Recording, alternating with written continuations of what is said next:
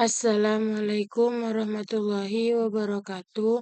Perkenalkan, nama saya Iftahul Lailiana Wulandari, NPM 2024 12 267. Di sini saya membuat video laporan tugas akhir semester mata kuliah Rekayasa Perangkat Lunak. Di sini saya akan presentasi tentang laporan saya yang berjudul Sistem Informasi Donor Darah Berbasis Mobile Blood Care. Untuk yang pertama, latar belakang.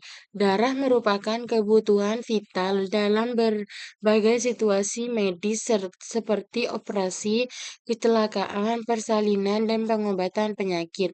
Namun, masyarakat masih kesulitan memperoleh informasi stok darah yang tersedia dan jadwal donor secara cepat dan akurat. Pengolahan data pendonor yang masih dilakukan secara manual menyebabkan risiko keterlambatan dan kesalahan penyatatan yang berdampak serius. Rumusan masalah dan tujuan. Yang pertama, rumusan masalah bagaimana merancang aplikasi Bloodcare sebagai sistem informasi donor darah berbasis mobile.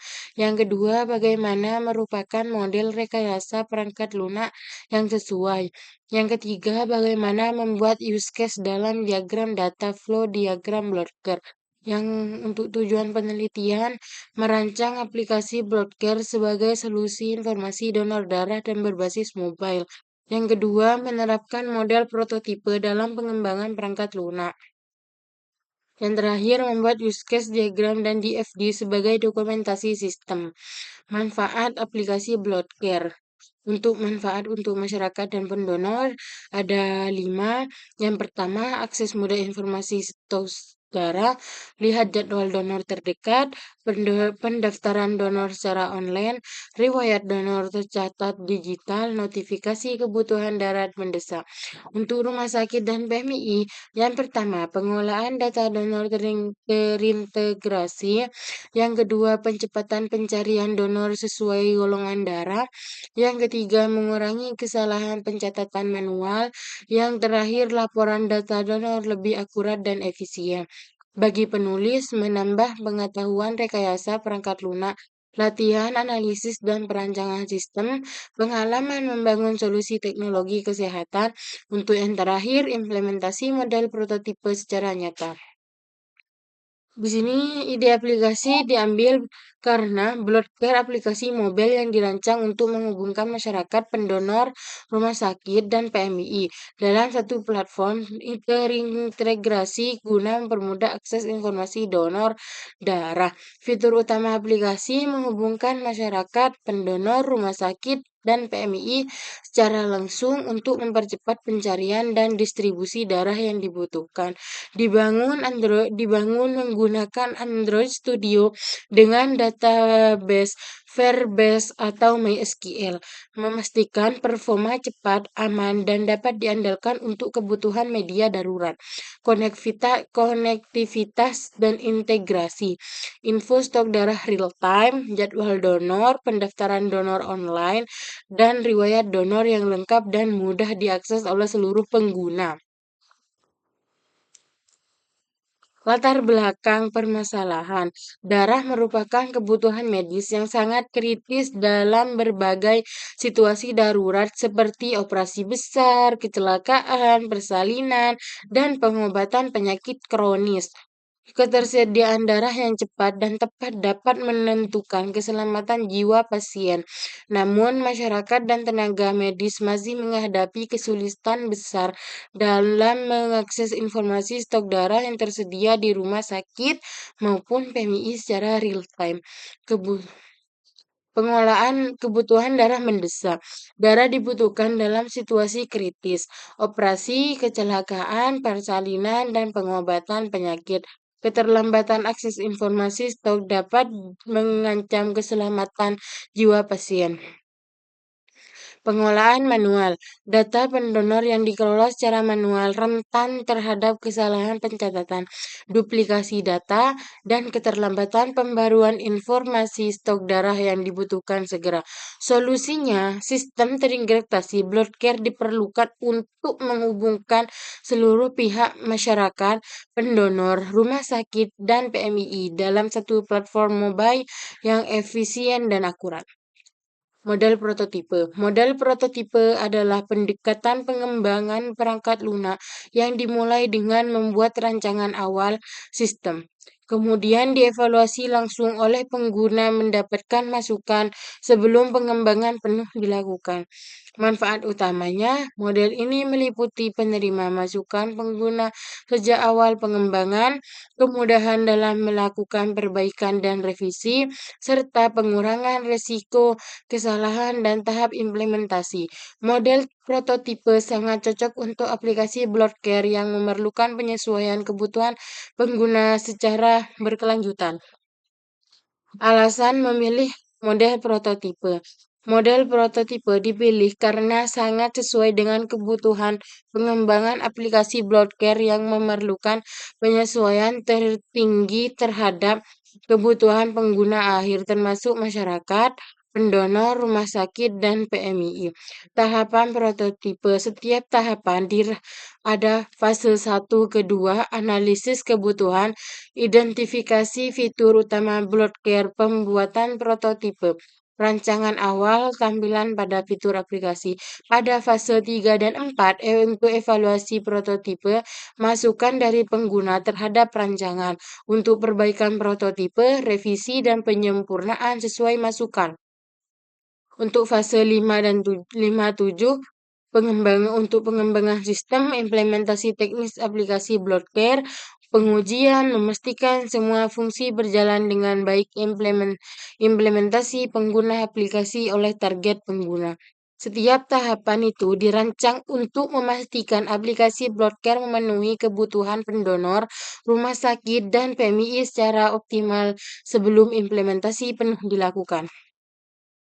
Kebutuhan fungsional sistem.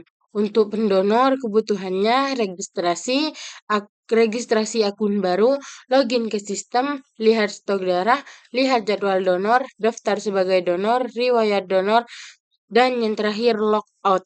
Untuk admin, login ke sistem, kelola data pendonor, kelola jadwal donor, kelola stok darah, kelola permintaan darah, buat laporan, dan yang terakhir logout. Untuk rumah sakit dan PMII, login ke sistem, input stok darah, ajukan permintaan darah, lihat data pendonor, akses laporan donor, logout. Kebutuhan non-fungsional. Spesifikasi kebutuhan ada berdua, perangkat keras dan lunak, yaitu smartphone Android untuk pengguna, komputer atau laptop untuk admin, koneksi internet stabil, Android iOS sebagai platform utama, database MySQL atau Firebase, Android Studio untuk pengembangan, Draw.io untuk pembuatan diagram, keamanan kerja dan kinerja. Login dengan username atau email dan password. Hak akses berbeda. Data pengguna tersimpan dengan aman, respon sistem cepat dan responsif, update stok darah secara real time, antarmuka, user friendly dan intuitif. Lanjut ke use case diagram blood care. Di sini saya sudah membuat gambar use case diagram blood care seperti ini. Saya lanjut jelaskan, use case diagram blood care menggambarkan interaksi antara tiga aktor utama dengan sistem, yaitu pendonor, registrasi, login, sistem lihat stok darah, lihat jadwal, donor, daftar donor, lihat riwayat donor, logout. Untuk admin, login, kelola data pendonor, kelola jadwal, kelola stok darah, kelola permintaan darah, buat laporan logout. Untuk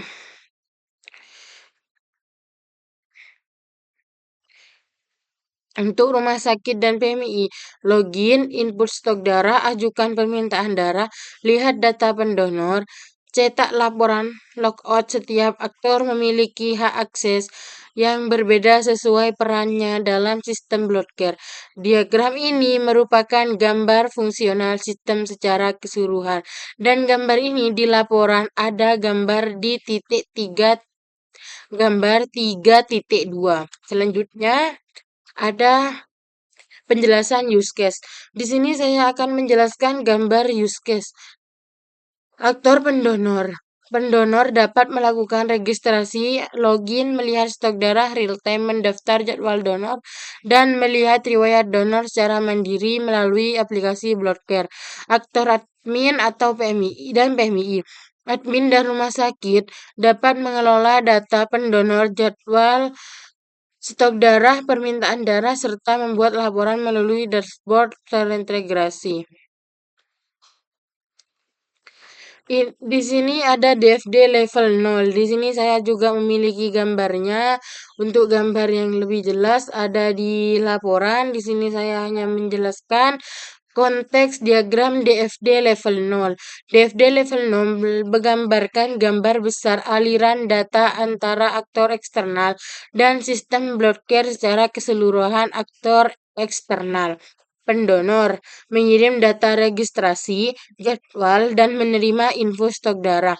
Untuk admin mengelola data sistem, menerima laporan lengkap, dan untuk rumah sakit atau PMII menginput stok darah, mengajukan permintaan, dan untuk yang terakhir menerima data pendonor. Aliran data utama, pendonor ke sistem, data registrasi, permintaan, jadwal konfirmasi donor, sistem ke pendonor, info stok darah, menjadwalkan donor darah, memberikan riwayat donor darah. Untuk admin ke sistem, mengelola data pendonor, mengelola mencari jadwal yang kosong, stok darah, dan permintaan darah. Sistem ke admin, laporan lengkap beserta notifikasi sistem. Sedangkan rumah sakit ke sistem menginput seluruh stok darah, pengajuan permintaan darah. Untuk yang terakhir ada sistem ke database, penyimpanan dan pengambilan semua data. Untuk gambar ini, gambar DFD level 0 ada di gambar 3.3.1. Baik, kita lanjut ke DFD level 1. Di sini saya sudah membuat DFD level 1 seperti yang ada di gambar. Ini lengkapnya juga ada di laporan. Mari selanjut jelaskan. Data flow diagram level 1 menggambarkan alur data secara lebih rinci dalam sistem Bloodcare. Yang pertama, proses kelola akun. Yang kedua, pendonor melakukan registrasi dan login. Data akun disimpan ke database pengguna. Yang ketiga, proses donor. Yang keempat, pendonor mendaftar donor. Sistem memproses data dan menyimpan riwayat donor ke database. Yang kelima, proses kelola jadwal. Dan yang terakhir ada admin dan PMII menginput jadwal donor, sistem menampilkan jadwal kepada pendonor. Untuk yang pertama, proses kelola stok darah. Yang kedua, rumah sakit atau PMI menginput stok darah, sistem memperbarui data stok secara real time ke database. Yang ketiga, proses permintaan darah. Yang keempat, rumah sakit dan PMII mengajukan permintaan darah, sistem memproses dan mencocokkan data pendonor. Untuk yang kelima, proses laporan. Dan yang terakhir, admin mengakses laporan dari database, sistem menghasilkan laporan donor, stok, dan permintaan darah. Setiap proses saling terhubung melalui database terpusat. Bloodcare DFD level 1 ini, gambar DFD level 1 ada di gambar laporan 3.3.2. Kita lanjut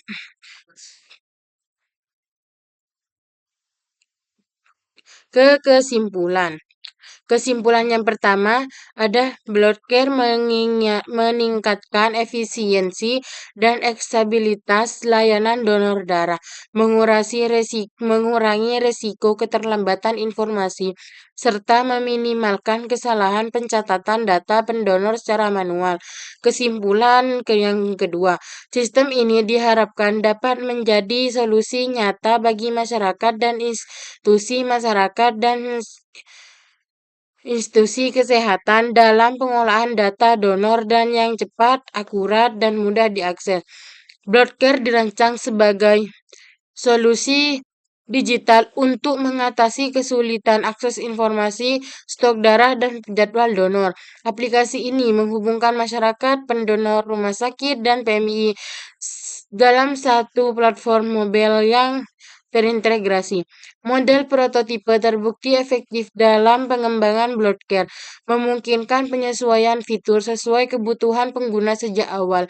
Use case diagram dan DFD berhasil menggambarkan fungsi dan alur sistem secara terstruktur. Untuk saran, di sini berikut adalah saran pengembangan meningkatkan fungsionalitas dan kualitas aplikasi bloodcare di masa mendatang guna memberikan layanan donor darah yang lebih efektif dan efisien. Di sini urutannya. Yang pertama, notifikasi pengingat donor. Yang kedua, integrasi real-time rumah sakit dan PMI.